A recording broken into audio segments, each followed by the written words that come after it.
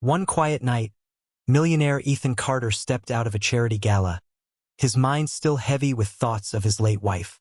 The cool breeze brushed against his face as he approached his sleek black car parked under a dim streetlight. But something felt off. He froze when he saw movement inside the car. At first, he thought it was just a shadow. Then he noticed her. A small figure curled up on the back seat, fast asleep. His heart raced as he pulled open the door. The girl couldn't have been more than 10 years old.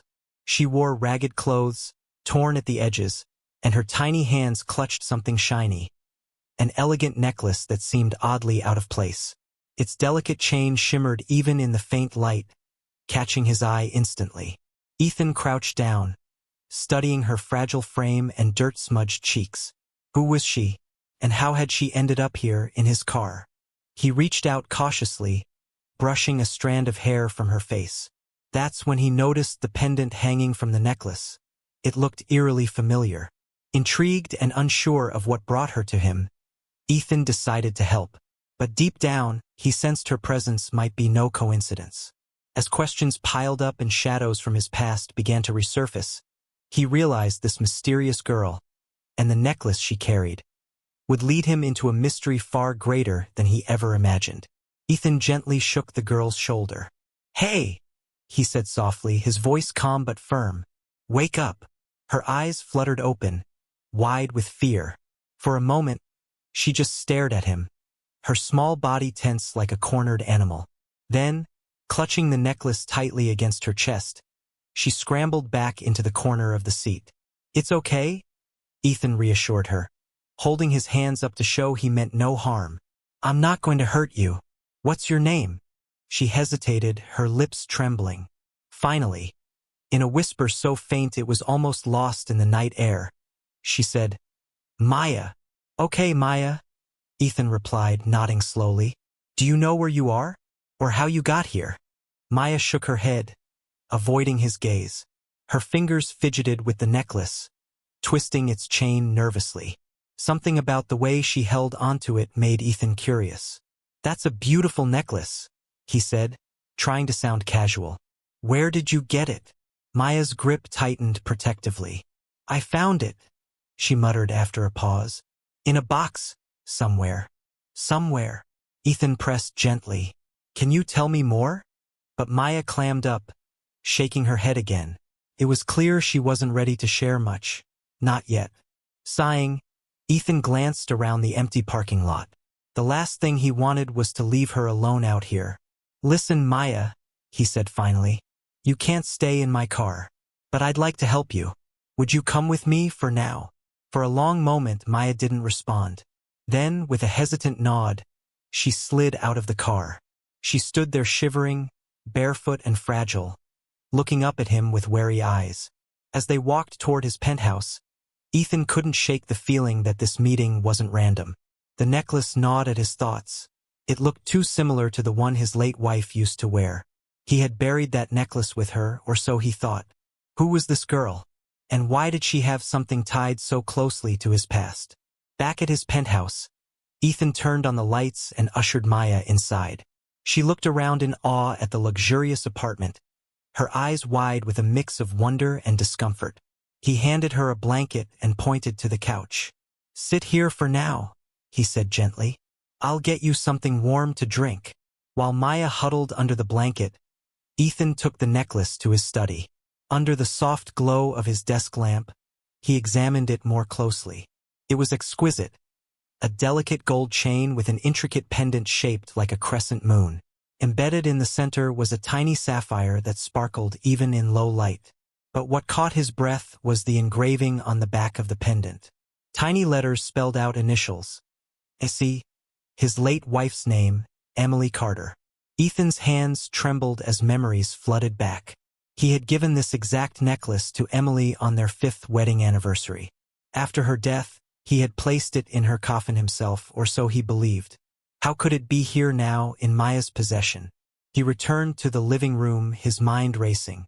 Maya sat quietly, clutching the blanket around her shoulders. Her wary gaze followed him as he approached. "Maya," he began carefully, sitting across from her. Can you tell me more about where you found this necklace? She hesitated, then shrugged. In a box. In an old building downtown. I go there sometimes to hide when it rains. What kind of building? I don't know, she admitted. It's empty. Broken windows. Dust everywhere.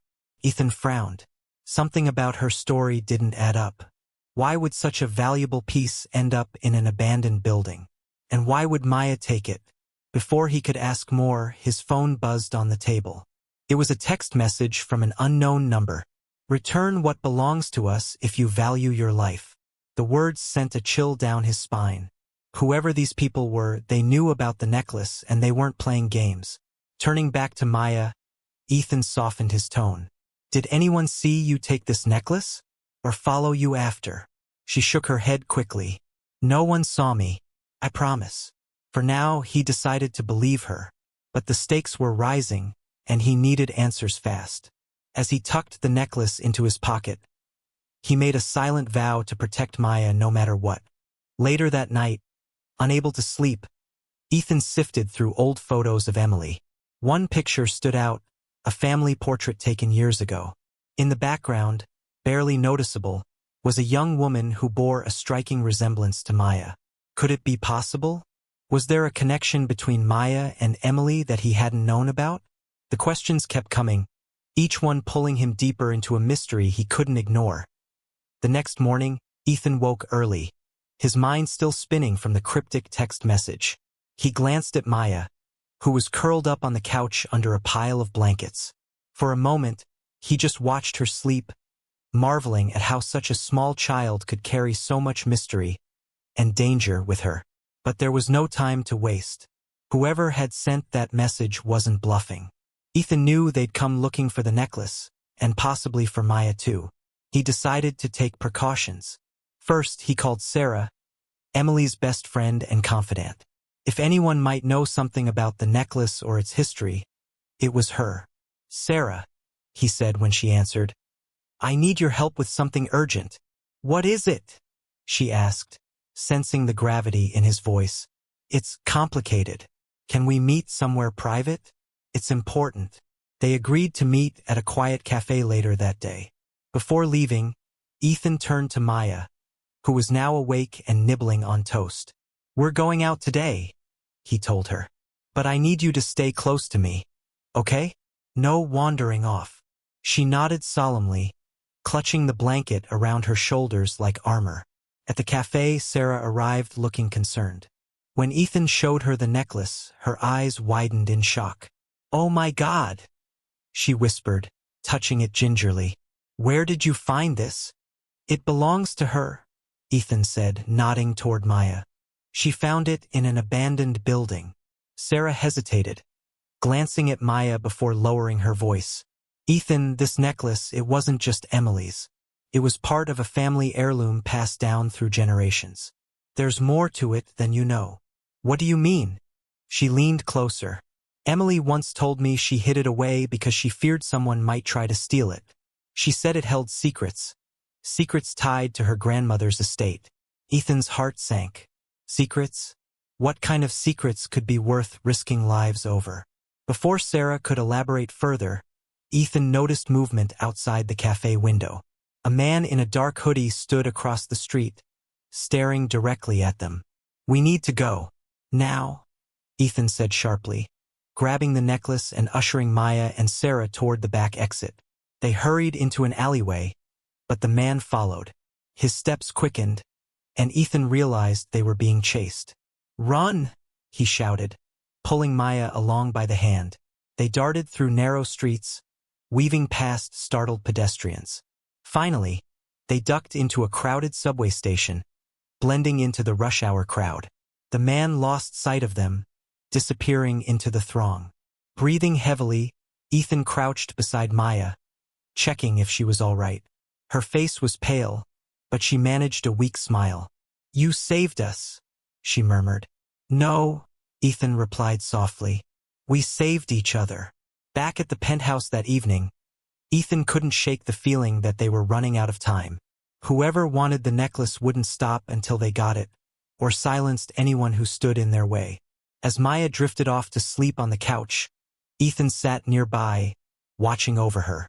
Protecting her felt like second nature now, almost instinctual. It reminded him of the love he'd once poured into caring for his own family, a love he thought he'd lost forever. Little did he know, the answers he sought were closer than he imagined. And soon everything would change, for both of them.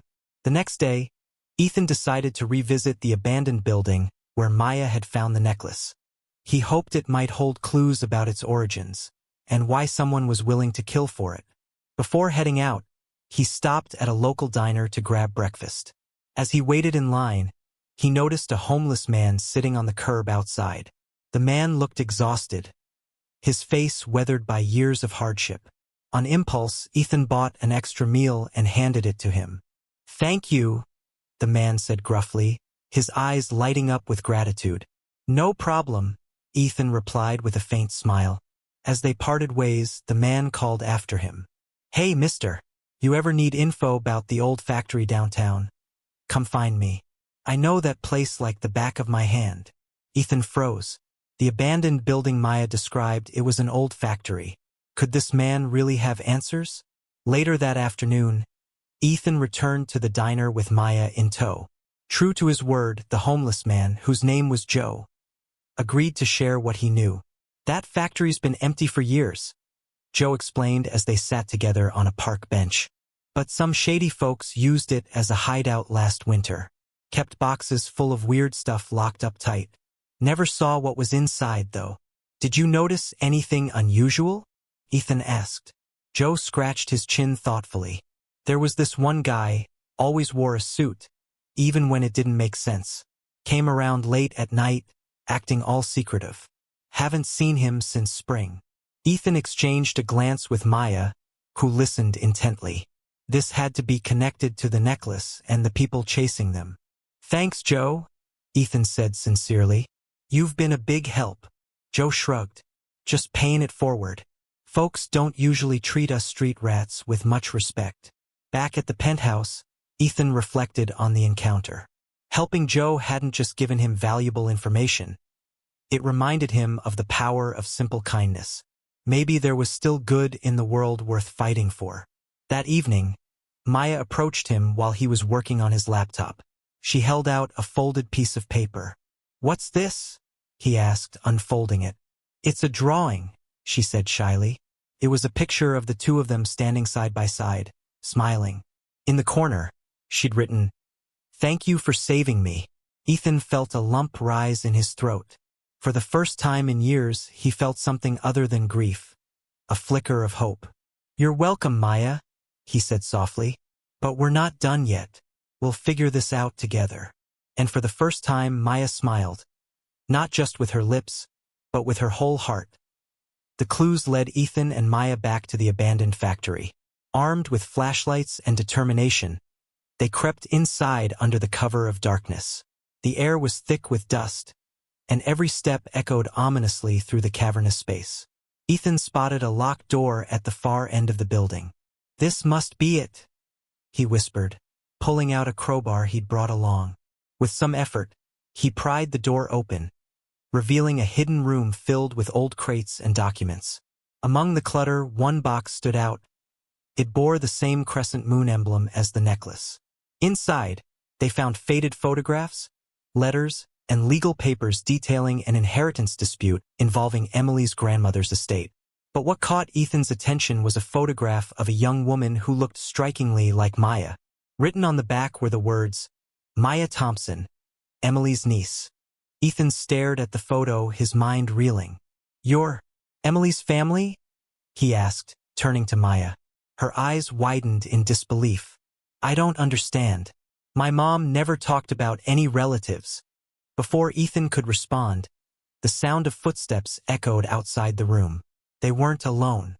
"Stay behind me," Ethan ordered, shielding Maya as three men burst into the room.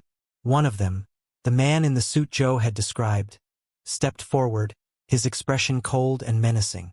"Hand over the necklace," he demanded. "It doesn't belong to you. It belongs to her." Ethan shot back, gesturing to Maya. "And I'm not letting you hurt her." The man smirked. You have no idea what you're dealing with. That necklace is part of a trust fund worth millions. People have killed for less. Ethan's mind raced. He couldn't fight them head-on, they were outnumbered. But he noticed a loose pipe near the wall. Quietly, he nudged it with his foot, creating a diversion. When the men turned to investigate the noise, Ethan grabbed Maya's hand and bolted toward the exit. Bullets ricocheted off the walls as they ran, adrenaline fueling their escape. They made it outside just as police sirens wailed in the distance. Unbeknownst to the attackers, Ethan had secretly called the authorities before entering the factory, using a tip-off from Sarah. As the men were arrested, Ethan collapsed onto the ground, breathing heavily. Maya clung to him, tears streaming down her face. "You saved me again," she whispered. "No," Ethan replied, hugging her tightly. "We saved each other." Later, Sarah arrived to explain the full story. The necklace wasn't just a piece of jewelry. It was a key to accessing Emily's grandmother's fortune, which had been tied up in legal battles for decades. Maya, as Emily's long-lost niece, was the rightful heir. For Ethan, the revelation was bittersweet. He had spent years mourning the loss of his wife, but now he saw a chance to rebuild, to create a new family with Maya. "I'll take care of you," he promised her, "no matter what happens next." And for the first time in years, both of them felt a glimmer of hope for the future. In the weeks that followed, life began to change for both Ethan and Maya in ways neither of them could have imagined. The discovery of Maya's true identity brought her long-lost relatives into the picture, cousins and aunts who welcomed her with open arms. For the first time in her life, she had a family who cared about her. But Ethan wasn't ready to let her go. After much thought and several heartfelt conversations, he decided to adopt Maya legally. "You're already my daughter in every way that matters," he told her one evening as they sat together on the couch. "Let's make it official." Maya's eyes filled with tears as she hugged him tightly. "I'd like that," she whispered. With the inheritance tied to the necklace, Maya's future was secure. But more importantly, she finally had stability, love, and a sense of belonging. And Ethan? He found something he hadn't realized he'd lost. A reason to keep going. The media caught wind of their story, dubbing it a modern-day fairy tale. Ethan's charitable actions throughout the ordeal, helping Joe, protecting Maya, and exposing corruption, earned him widespread admiration. His business flourished as people rallied behind his cause, inspired by his acts of kindness and courage. One evening, as they stood on the balcony of their penthouse overlooking the city lights, Ethan handed Maya a small velvet box. Inside was a locket engraved with her birth date. "This is for you," he said softly, "so you'll always remember where you came from and how far you've come." Tears welled up in Maya's eyes as she opened the locket. Inside were two pictures, one of her mother and one of Emily. "Thank you," she said, her voice trembling with emotion. "For everything." Ethan smiled, pulling her close. "We're a team now, Maya. Always." As they gazed out at the glittering skyline, both felt a profound sense of peace. Their journey had been fraught with danger, heartache, and uncertainty, but it had also brought them together in ways neither could have foreseen. Karma, it seemed, had its own way of rewarding those who chose kindness over fear, love over loss, and hope over despair. And so, amidst the chaos of the world, Ethan and Maya found their happily ever after. Not through revenge or greed, but through compassion, trust, and the unbreakable bond they shared.